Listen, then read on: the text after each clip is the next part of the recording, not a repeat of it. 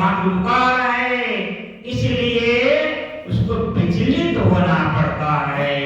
जब कोई पेश उसकी नहीं खाती है तो निरंजन है जो सत्पुरुष के चिताए हुए जीव हैं महापुरुषों के द्वारा। तो ऐसे जीवों के लिए निरंजन भी अपनी गर्दन नीचे कर देता है, कहता है भाई ले पैर रख और आगे निकल जा, क्योंकि वो तेज इतना है। चौथे लोक का जो स्वामी ने जो मालिक है वो जीव को जताने के लिए, निकालने के लिए महापुरुष का रूप धरकर जगत संसार के अंदर आता है। वो महान आत्माएं होती हैं जिन्होंने जग में ऐसे आकर कार्य किए हैं। जिसकी जीवनी पढ़ के देखो उनका जीवन में कैसे संघर्ष हुआ है, कैसे उनका मुकाबला किया है, कैसे उन्हें कामयाबी मिली है, तब जाके आपको खुद पता चलेगा। खुद यानी सबसे पहले आप खुद को देखो। जिसने स्वयं खुद यदि अपने को सबसे पहले जाना है तो उसने सबके बारे में जान लिया है, लेकिन वो कहता कुछ नहीं है, चुपचाप सुनता है, समझाता है, लेकिन नहीं समझते हो भाई, करो अपनी मनमानी। जब शरीर पे वही परेशानियां जब आती हैं तो बर्दाश्त नहीं होता है, वो सहा नहीं जाता है दर्द, तो रोते हो, चिल्लाते हो, फटफटाते हो। लेकिन जिस समय आपको समझाया जाता है उस समय आप नहीं ध्यान से सुनते हो। अब जब समय निकल जाता है फिर पछताते हो। अभी आपकी उम्र पढ़ने लिखने की है, अब यही समय वक्त जब याद आएगा वो तब कहते हो अगर उस समय हम पढ़ लेते आज हमारे सामने ये स्थिति नहीं आती है। तो समय जब निकल जाता है तो बाद में पछताने से क्या होता है। अब जिसने समय का सदुपयोग किया है उसने सब कुछ प्राप्त कर लिया है। इंसान जो है पूर्ण परमात्मा का रूप है, इसमें कोई भी तत्व की कमी नहीं है। पांचों तत्व पूर्ण हैं, इसीलिए पूर्ण अंश है। कोई तत्व की कमी न होने के कारण तरीका ये ईश्वर का अंश, ईश्वर अंश जीव यवनाशी, ये जीव है, इसका नाश नहीं होने वाला है, लेकिन कर्मों के कारण भटकता रहता है। योनियां किसी योनि से दूसरी न गया, ऐसे ये समय वक्त के अनुसार योनियों में चोला धारण करता रहता है, छुटकारा नहीं मिलता। बड़े मुश्किल से मानव का शरीर मिलता है। इसमें आप परमात्मा की भक्ति कर सकते हो और कोई ऐसी योनि नहीं है जिसमें आप परमात्मा की भक्ति कर सकें। इसलिए इस मानव जुली की महिमा सबसे उत्तम गाई है? बड़े भाग हैं जो आपको मानव का शरीर मिला है। तो कोई ऐसा मानव जब तक मिलेगा जो आपको रास्ता बता दे, फिर कहीं भटकने की जरूरत नहीं है। उससे आत्मज्ञान के बगैर भाई कुछ भी कर लो जीव का उद्धार नहीं होगा। आत्मज्ञान एक ऐसी बल ताकत है, वही एक छुटकारा दिला सकती। जन्म मरण के बंधन से छुटकारा दिलाने का यही एक मुक्ति का द्वार है। और ये अवसर अगर आपका निकल गया फिर आप पछताओगे। इसीलिए जिन्होंने महापुरुषों का कहना मान लिया भाई उनका उद्धार हो गया। इसीलिए संत रविदास जी कहे भाई जिन्होंने महापुरुषों की शरण पकड़ ली, क्योंकि ऊंच नीच ये जाति जो जितनी भी ये कुल धर्म बढ़ाई ये सबसे बड़ी रुकावट है। जिसके अंदर एक थोड़ा सा भी भाव बनेगा तो वो कभी भी इस भक्ति में कामयाब नहीं हो सकता है। तो इसलिए इसे सबसे अलग जाति पाति का सवाल नहीं, कोई धर्म की कोई सवाल नहीं, हम सब मानव ही मानव है।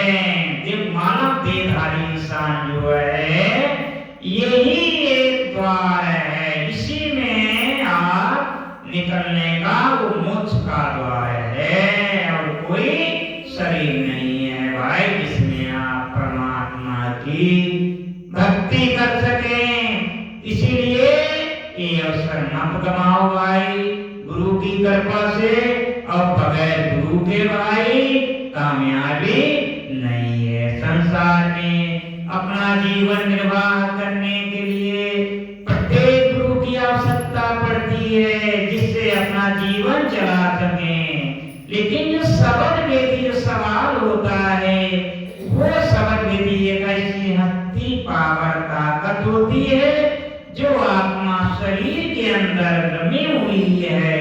लेकिन शब्द वेदी के पास जब हम जाते हैं तो शरीर के अंदर जो चेतन सत्ता जिसे कहते हैं, जिसे जीवनी आत्मा, जब शब्द का प्रयोग करते हैं तो शरीर में से खिंचाव होता है हमारा। कहाँ ऊपर की ओर तलवे से नीचे खिंचती है वो चेतन सत्ता और सिमट के यहाँ आती है, यहाँ जाती है।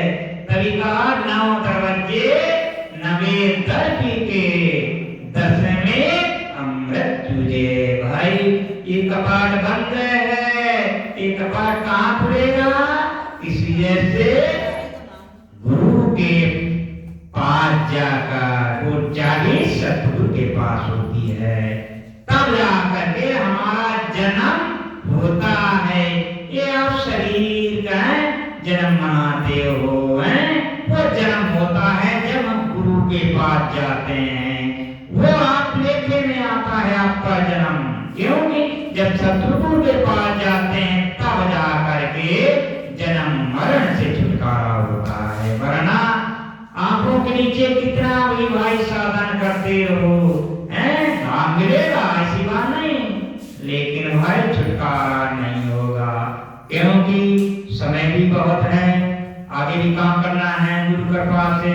इसीलिए समय वक्त के अनुसार अपनी अपनी जिम्मेदारी निभाओ, ये घबराओ मत, चिंता करने की कोई बात नहीं। गुरु कृपा से महापुरुष जैसे आप परेशान हैं, जैसे महापुरुष भी परेशान है, ऐसी बात नहीं है, क्योंकि वो दयालु है, बड़ा कृपालु है,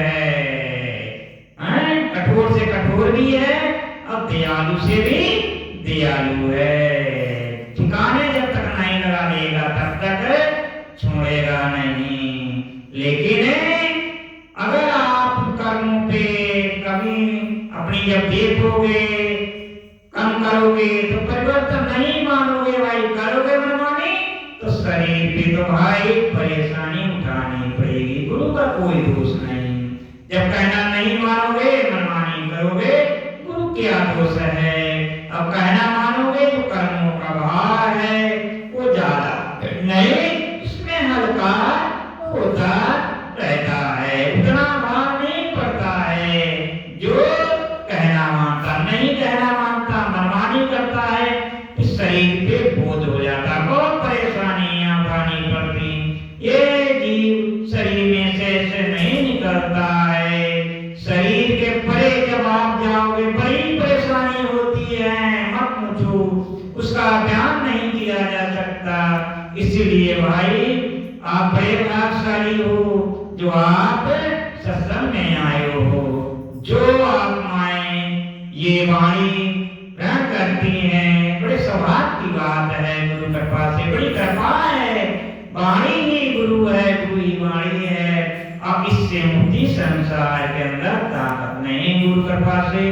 और अपना अपना भजन अभ्यास करते रहो गुरु कृपा। जो इस समय का जो दौर है झुके जरूर बैठे हैं, और जहां तो सत्ता प्रकट होगी वो वाणी उसकी काम करती है, लेकिन इस समय का दौर है, इतना परिवर्तन के अंदर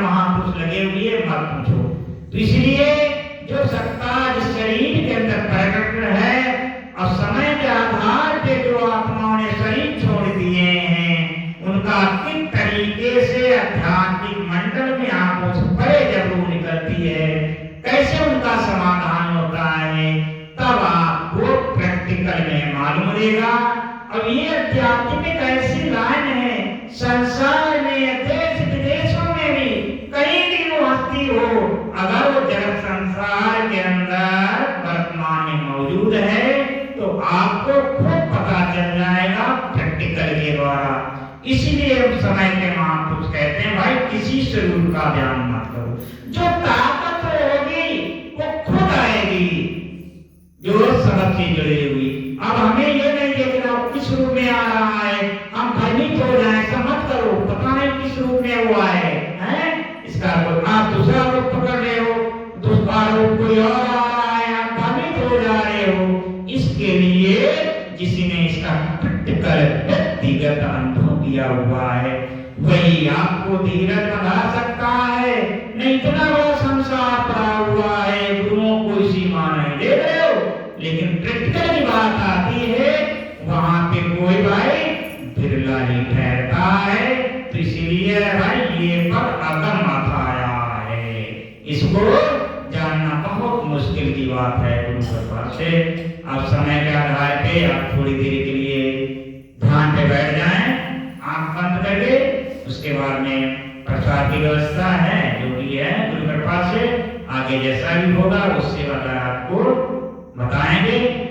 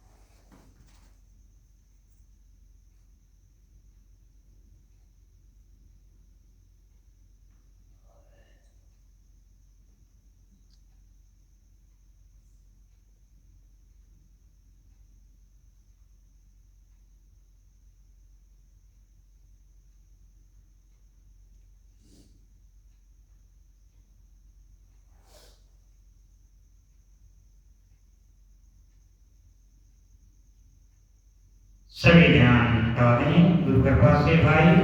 ये सब ये ठाकर की महिमा है, ठाकर की दया है गुरु कृपा से। सब प्रसाद लेके जाए गुरु कृपा से, आगे जैसा भी कार्रवाई होगी सेवादार आपको बता देंगे।